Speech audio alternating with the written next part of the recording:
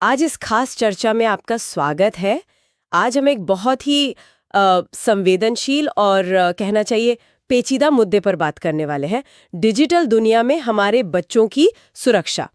हमारे पास एक श्रोता के भेजे हुए कुछ नोट्स और कुछ लेखों के हिस्से हैं जिनमें कई अहम पहलू शामिल हैं, जैसे माँ बाप और तकनीक की भूमिका क्या हो, बच्चों की सुरक्षा के लिए कानूनी और सामाजिक ढांचे को कैसे मजबूत किया जाए, और 2024 में बलिया में जो बाल यौन शोषण का मामला सामने आया, उसके पीछे के सामाजिक और मनोवैज्ञानिक कारण क्या हो सकते हैं, इस पर भी बात करेंगे।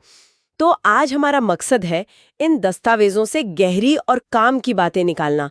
हम समझने की कोशिश करेंगे कि ऑनलाइन खतरों से बच्चों को बचाने के लिए क्या किया जा सकता है, हमारे मौजूदा कानूनों और सामाजिक व्यवस्थाओं में क्या कमियां हैं, और बलिया जैसी दिल दहला देने वाली घटनाएं हमें किन सवालों पर सोचने को मजबूर करती हैं। चलिए शुरुआत उसी घटना से करते हैं जिसने सबको हिलाकर रख दिया था। 2024 में उत्तर प्रदेश के बलिया में हुई वो घटना। इसमें एक 7 साल की बच्ची के साथ कथित तौर पर उसी की उम्र के 2 लड़कों ने अपराध किया। ये वाकया वाकई कई मुश्किल सवाल खड़े करता है। तो आइए देखते हैं कि ये स्रोत हमें क्या बताते हैं। इन दस्तावेजों के मुताबिक, और ये हम सब जानते भी हैं, कि आज स्मार्टफोन और इंटरनेट हर जगह पहुंच चुके हैं, यहाँ तक कि बलिया जैसे, अब सोचिए, ग्रामीण इलाकों में भी।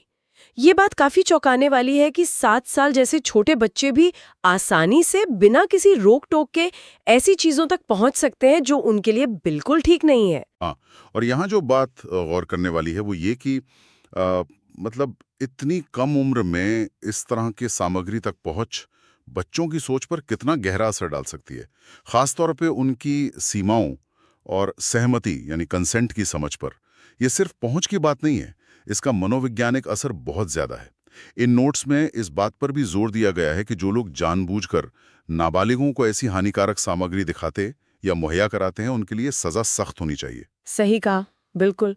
और इसी बात से जोड़ते हुए स्रोत कुछ बहुत ही प्रैक्टिकल तरीके भी बताते हैं जो माँ बाप या घर वाले अपना सकते हैं। जैसे बच्चे ऑनलाइन क्या देख रहे हैं इस पर नजर रखना, हाँ, उनके डिवाइस पर कुछ फिल्टर्स वगैरह लगाना। हाँ, पेरेंटल कंट्रोल्स। हाँ, और खास तौर पर छोटी उम्र से ही बच्चों से इस बारे में खुलकर बात करना कि डिजिटल दुनिया में क्या सही है, क्या गलत। बिल्कुल, ये बहुत जरूरी है। सहमति के बारे में बात करना। हाँ वही, और आपसी सहमति का क्या मतलब होता है। ये तरीके इसलिए बहुत जरूरी हैं क्योंकि ये बच्चों में एक तरह की डिजिटल समझदारी, ये कह लीजिए डिजिटल नागरिकता की बुनियाद रखते हैं। बात सिर्फ रोक लगाने की नहीं है, बल्कि बच्चों को ये सिखाने की है कि वो इस ऑनलाइन दुनिया में जिम्मेदारी से कैसे रहें। दस्तावेजों में साफ तौर पर कहा गया है कि इसके लिए माँ बाप की सक्रियता, टेक्नोलॉजी के सही इस्तेमाल और कानूनों को सख्ती से लागू करने, इन तीनों का एक मिला जुला नजरिया अपनाना होगा। अब थोड़ा और गहराई में जाते हैं और उस खास मामले पर बात करते हैं जिसका जिक्र इन स्रोतों में बार बार है। 2024 का बलिया मामला। जो तथ्य सामने आए हैं वो ये हैं। सितंबर 2024 में बलिया के कोतवाली इलाके में एक 7 साल की बच्ची कथित तौर पर 7 और 8 साल के 2 लड़कों के यौन हमले का शिकार हुई। बहुत दुखद। हाँ, इन बच्चों को हिरासत में लिया गया और पॉक्सो अधिनियम के साथ साथ नई भारतीय न्याय संहिता BNS के तहत FIR दर्ज की गई। और चिंता की बात यह है कि ठीक अगले ही महीने अक्टूबर 2024 में उसी जिले में एक और ऐसी घटना हुई। अच्छा, हाँ, जहां एक 5 साल की बच्ची पर 3 नाबालिग लड़कों ने कथित तौर पर हमला किया। ओह, ये तो वाकई बहुत गंभीर पैटर्न है। ये घटनाएं हमें उन उलझे हुए सामाजिक मनोवैज्ञानिक कारणों पर सोचने पर मजबूर करती हैं जिनका विश्लेषण इन दस्तावेजों में किया गया है। सबसे पहली बात जो भरकर आती है वो है अनुचित सामग्री का प्रभाव। जैसा हमने अभी बात की, डिजिटल डिवाइस और इंटरनेट की आसान पहुंच, वो भी बिना किसी निगरानी के, ये एक बहुत बड़ा फैक्टर है। ये बच्चों की सोच को, खासकर सीमाओं और सहमति को लेकर, बुरी तरह प्रभावित कर सकता है। दूसरा अहम पहलू जो ये स्रोत उठाते हैं वो है गरीबी और शिक्षा की कमी का असर, खासकर बलिया जैसे इलाकों में। विश्लेषण बताता है कि जहां निरक्षरता ज्यादा है और आर्थिक तंगी है, वहां परिवार अक्सर बहुत छोटी और तंग जगहों में रहते हैं। सही बात है। ऐसे में बच्चे घर के झगड़ों या यहां तक कि हिंसा के भी गवाह बन सकते हैं, जिससे उनके मन में हिंसा एक आम बात बन सकती है, नॉर्मलाइज हो जाती है एक तरह से। हाँ बिल्कुल। तीसरा, देखे हुए व्यवहार की नकल और बचपन का आघात, ट्रॉमा। बाल मनोविज्ञान के जानकार बताते हैं कि बच्चे अक्सर वही करते हैं जो वो देखते हैं या अनुभव करते हैं। अगर उन्होंने अपने आसपास दुर्व्यवहार देखा है या खुद उसका शिकार हुए हैं तो ये उनके कामों में झलक सकता है। बचपन में मिला कोई गहरा सदमा, जैसे अनदेखी या बुरा बर्ताव, उनके आगे के व्यवहार पर असर डाल सकता है। और दुख की बात यह है कि हमारे देश में बच्चों की सुरक्षा और मदद के लिए जो सेवाएं हैं, उनकी कमी के चलते ये मामले अक्सर अनदेखे और अनसुलझे रह जाते हैं। ये बहुत बड़ी चुनौती है। बिल्कुल। चौथा कारक है लैंगिक असमानता। दस्तावेज उत्तर प्रदेश में महिलाओं और बच्चों के खिलाफ हिंसा के एक पैटर्न की तरफ इशारा करते हैं। ऐसा लगता है कि यह घटना भी उसी कड़ी का हिस्सा है, जहां नाबालिग ही पीड़ित है और कथित तौर पर नाबालिग ही अपराधी, जो कहीं ना कहीं बचपन के अनसुलझे सदमों के एक दुष्चक्र, एक साइकिल की ओर इशारा करता है। यही वजह है कि नोट्स में सुझाव दिया गया है कि बेटी बचाओ बेटी पढ़ाओ जैसे अभियानों का दायरा बढ़ाया जाए, ताकि लड़कों को भी छोटी उम्र से सम्मान और सहानुभूति सिखाना शामिल हो। ये बहुत अहम सुझाव है। हाँ, और आखिर में हमें बच्चों के दिमागी विकास को भी समझना होगा। विज्ञान में बताता है कि बच्चों का दिमाग, खासकर वो हिस्सा जो सोचने समझने और नतीजों का अंदाजा लगाने के लिए जिम्मेदार होता है, प्रीफ्रंटल कॉर्टेक्स, वो पूरी तरह विकसित नहीं होता। इसलिए अगर इस मामले में शामिल लड़के खुद भी किसी तरह के दुर्व्यवहार या गलत माहौल का शिकार रहे हों, तो एक नजरिए से वो भी पीड़ित हो सकते हैं। ऐसे में उन्हें सिर्फ सजा देने के बजाय काउंसलिंग और सुधार की ज्यादा जरूरत हो सकती है। कानूनी नजरिए से देखें तो ये मामला वाकई बहुत पेचीदा है, क्योंकि इसमें शामिल सभी बच्चे नाबालिग हैं। जैसा कि इन दस्तावेजों में बताया गया है, भारतीय कानून के मुताबिक 7 साल से कम उम्र के बच्चे को अपराध करने में अक्षम माना जाता है।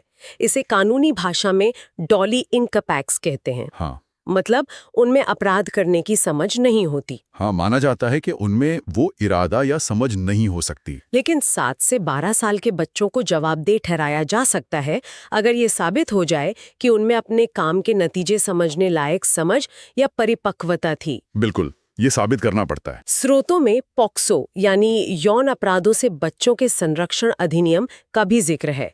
ये कानून खास तौर पर बच्चों को ऐसे अपराधों से बचाने और तेज न्याय दिलाने के लिए बनाया गया है। हाँ, ये बहुत महत्वपूर्ण कानून है। इसमें फास्ट ट्रैक कोर्ट में सुनवाई और पीड़ित को मदद देना अनिवार्य है। लेकिन एक चिंता जो जाहिर की गई है वो ये है कि बलिया जैसे ग्रामीण इलाकों में इसे सही तरीके से लागू करने में अक्सर देरी हो सकती है। हाँ, कार्यान्वयन एक चुनौती है या दिक्कतें आ सकती हैं। इसे और प्रभावी बनाने और दूर दराज के इलाकों तक इसकी पहुंच सुनिश्चित करने की जरूरत है। निश्चित रूप से।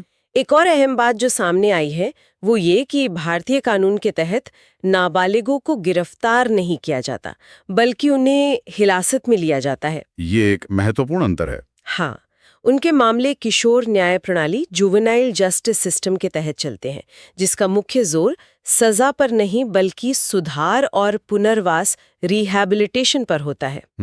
दस्तावेज इस बात पर जोर देते हैं कि जो बच्चे कानून के दायरे में आते हैं, खासकर अगर वो खुद भी किसी तरह के दुर्व्यवहार का शिकार हुए हों, तो उनके लिए काउंसलिंग और मनोवैज्ञानिक मदद पर ध्यान देना चाहिए। बिल्कुल। और किशोर सुधार गृहों में बेहतर सुविधाओं और कार्यक्रमों में निवेश करने की जरूरत है। हाँ, और यहीं से कुछ बड़ी कानूनी और नैतिक बहसें शुरू होती हैं।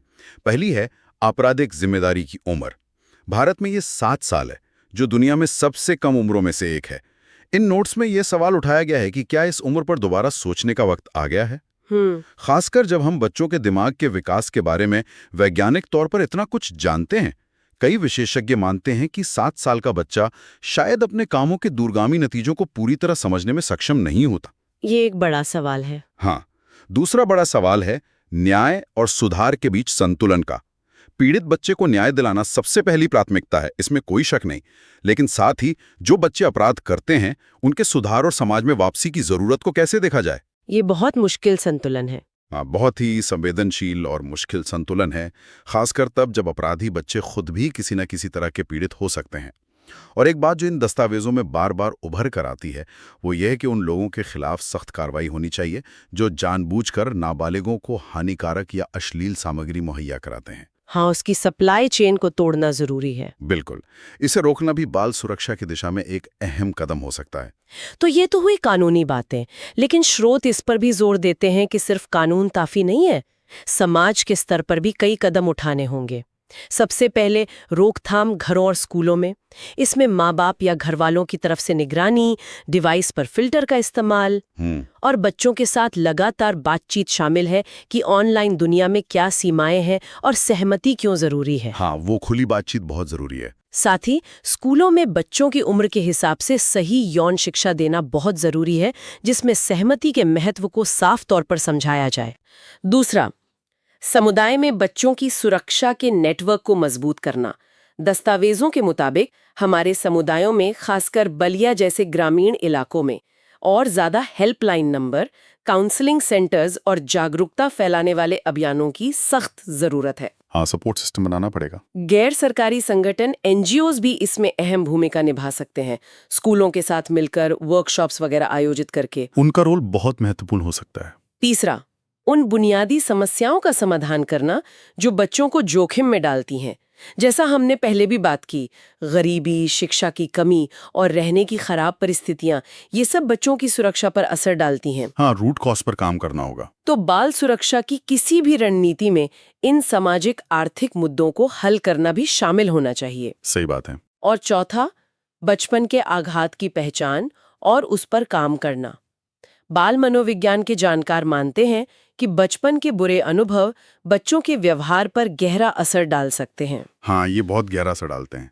इसलिए ऐसी सेवाओं की जरूरत है जो आसानी से मिल सकें, जैसे बाल मनोवैज्ञानिक और सुरक्षा सेवाएं, ताकि जिन बच्चों को मदद की जरूरत है उनकी पहचान करके सही समय पर उनकी मदद की जा सके। बिल्कुल। इससे पहले की बात बिगड़ जाए। बिल्कुल।